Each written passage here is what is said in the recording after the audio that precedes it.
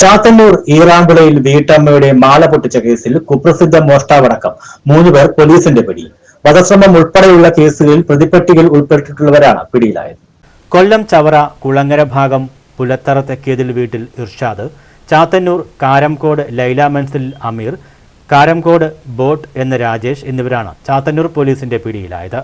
March 5-ന് Chathannoor ഊറാംവിള ജംഗ്ഷനിൽ stationery കട നടത്തുന്ന സ്ത്രീയുടെ കടയിൽ രാത്രി 8:30-ക്ക് എത്തി 1 കവർ തൈര് വേണമെന്ന് ആവശ്യപ്പെടുകയും തൈരെടുക്കാൻ തിരിഞ്ഞപ്പോൾ കഴുത്തിൽ കിടന്നിരുന്ന 1.5 പവൻ തൂക്കം വരുന്ന മാല വലിച്ചു പൊട്ടിച്ച പ്രതികൾ കടന്നുകളയുകയുമായിരുന്നു.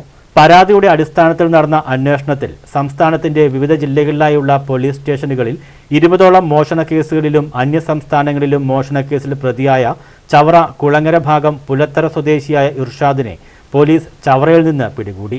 ചോദ്യം ചെയ്തപ്പോൾ ചാത്തന്നൂർ കാരംകോട് സ്വദേശികളായ അമീറും രാജേഷും കൂട്ടുപ്രതികളാണെന്ന് കണ്ടെത്തി. തുടർന്നാണ് ഇരുവരെയും പോലീസ് അറസ്റ്റ് ചെയ്തത്. അമീർ വധശ്രമ കേസ് ഉൾപ്പെടെ 4ഓളം കേസിൽ പ്രതിയാണ്.